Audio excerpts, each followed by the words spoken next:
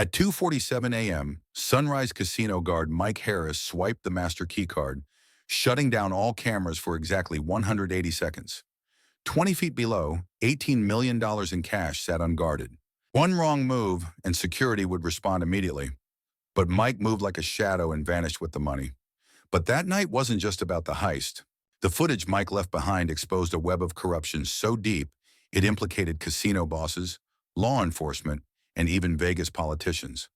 What he uncovered could destroy more than just his career. It could bring the whole strip to its knees. Before we dive into this insane story, hit subscribe and smash like, because once you see what Mike did next, you won't believe your eyes. Let's get into the craziest casino heist in Vegas history. Mike's hands shook as he entered the final override code. Security Director Carol Chen's car had just pulled into the executive parking garage. She was 90 seconds away from catching him red-handed with $18 million in cash bags. The vault's LED lights cast harsh shadows across his weathered face. His military training kicked in. Steady breathing, calculated movements, every second planned. The cash-counting machines hummed in the distance. Tommy's fake armored car idled outside, engine running, waiting for the signal. 2:47:15. Mike heard Carol's heels clicking on marble floor above. 2:47:23. Final cash bag loaded, Tommy gave thumbs up. 2:47:31. Carol's key card beeped at security door. She was entering the stairwell. 2:47:45. Mike triggered fire alarm on opposite building wing. 2:47:52.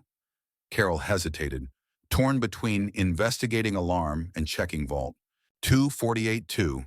Mike slipped into maintenance tunnel as Carol's flashlight swept the empty vault. 20 years of honest work destroyed in 180 seconds. Mike thought about Jake lying paralyzed in the hospital bed. Daddy, will I ever walk again?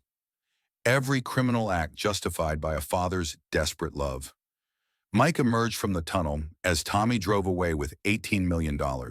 Carol stood in the empty vault, knowing something had happened but unable to prove it. Their eyes met in the security monitor, both knowing this was the end of everything. But to understand how Mike Harris, 20-year veteran, model employee, trusted guardian of millions, became the most wanted man in Nevada, we need to go back 3 weeks earlier to the phone call that changed everything. The call came at 3 a.m. on a Thursday. Mike was reviewing incident reports when his phone buzzed. Mr. Harris, this is Dr. Rodriguez from Sunrise Hospital. I have news about Jake's surgery. Mike's heart stopped. His 19-year-old son had been paralyzed in a car accident 6 months ago. The experimental spinal procedure was Jake's only hope of walking again. We have a cancellation next month, but we need full payment commitment by December 1st. After that, the next opening is 8 months out. And frankly, I'm not sure Jake has that long. $280,000. Mike made $42,000 a year guarding millions every night. Insurance had denied coverage. Experimental procedure, not medically necessary. That's when Mike started looking at the money differently. He began with $500 from the employee tip pool during a shift change. Nobody noticed. The money disappeared into the casino's vast financial ecosystem like a drop in the ocean. Success gave him confidence. 2 weeks later, Mike targeted the miscellaneous expenses fund. $15,000 in emergency building repair money sitting in a low-security safe. He spent a week studying patterns. The fund was only checked monthly. He had legitimate access during security inspections. A camera blind spot existed for exactly 47 seconds during shift change. Tuesday night, Mike executed flawlessly. He disabled the camera, opened the safe using codes memorized from watching management, took exactly $15,000, and created a fake maintenance log.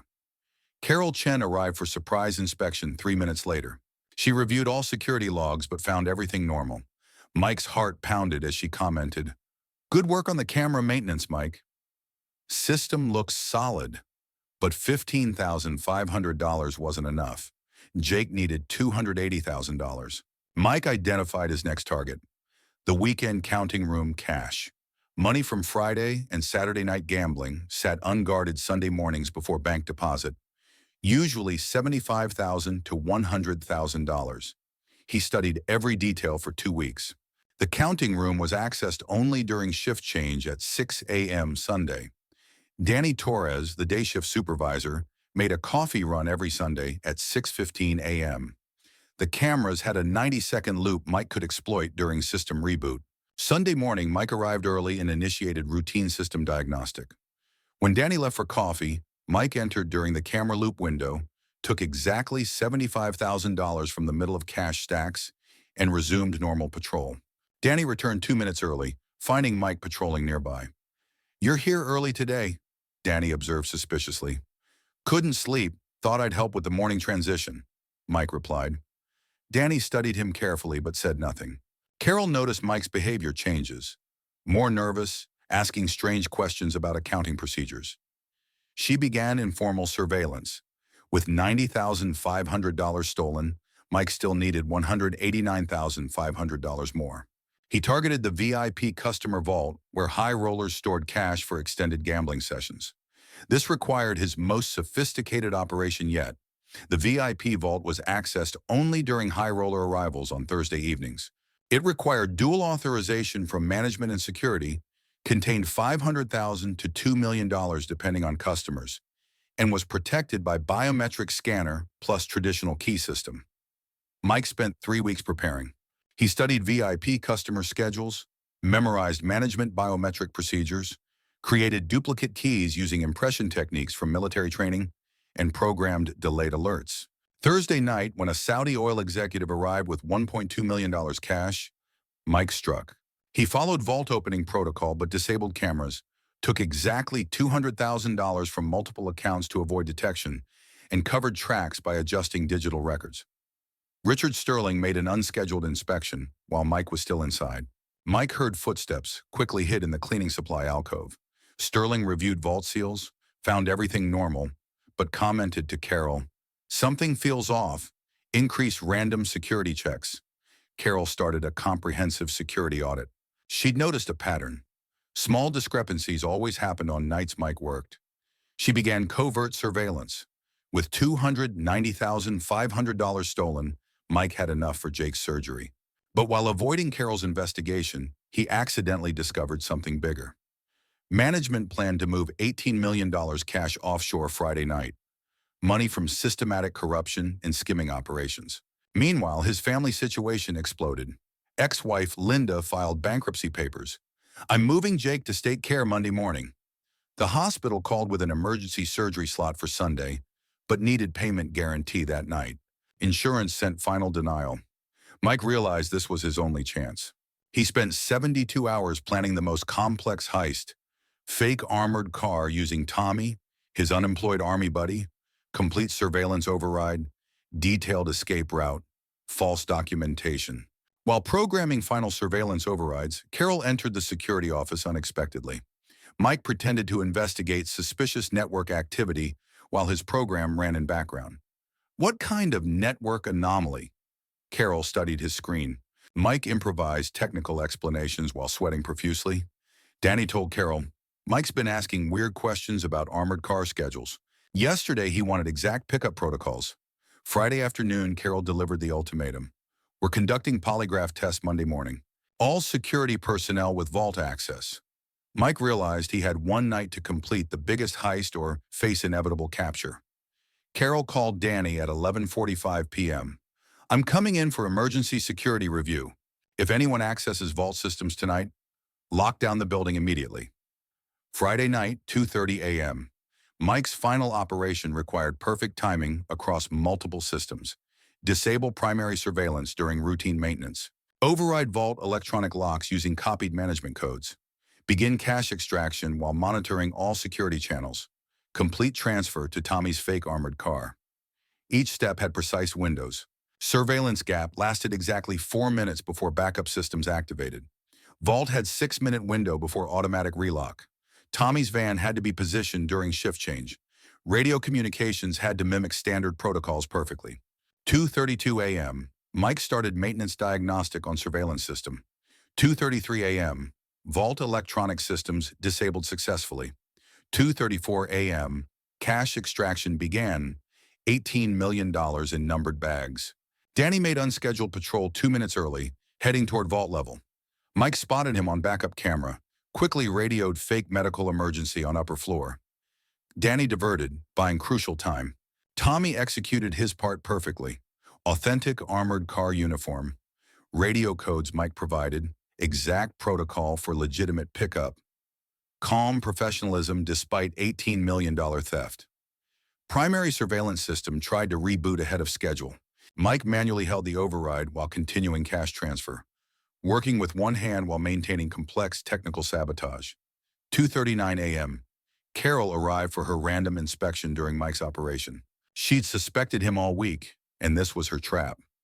Mike saw Carol's car on security monitor while Tommy loaded final bags.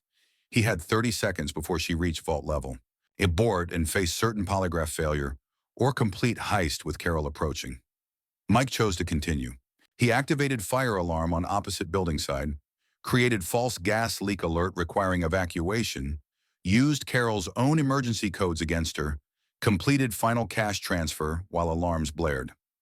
Carol suspected diversion tactics. She bypassed evacuation protocol and headed straight for vault level, determined to catch the thief. Carol reached vault corridor while Mike was still inside. Tommy's van visible through loading dock windows. Mike heard her keycard at entrance. He shut down all vault systems to appear normal, hid in maintenance alcove while Carol inspected empty vault, used his radio to create fake all-clear signal-ending evacuation, waited in darkness as Carol examined vault seals and security logs. Carol knew something happened but couldn't prove it. She saw Mike emerge from responding to gas leak alarm. Their eyes met. She was 90% certain he was the thief. He knew she was 90% certain. Neither could prove anything yet. While Mike faced Carol, Tommy drove away with $18 million, following exact route protocols. His radio chatter sounded perfect. Timing matched legitimate pickup schedule. "Busy night for emergencies," Carol said. "Just doing my job, keeping everyone safe," Mike replied. Both knew this was the final confrontation before Monday's polygraph tests, but Mike had one more card to play. He'd programmed a delayed release system that would upload everything to journalists, FBI Financial Crimes Unit, and Gaming Commission investigators. "This isn't just about Jake's surgery anymore," Mike told Carol. "It's about stopping systematic theft from working families." Carol hesitated. She could trigger building lockdown, preserve the cover-up, but seeing evidence of her own complicity displayed so clearly, she wavered. "I have gambling debts. Sterling said he'd cover them if I helped with the transfers." While they negotiated, Tommy completed the final cash loading. $18 million total, ready for transport to accounts that would fund Jake's surgery and expose the entire money laundering operation. Carol surprised Mike by giving him override codes for emergency fund accounts. "There's another $2 million in the emergency vault that should have gone to employee medical fund. Take it. Use it for other families like yours." Danny arrived with security response. "Step away from the vehicle." But he was too late.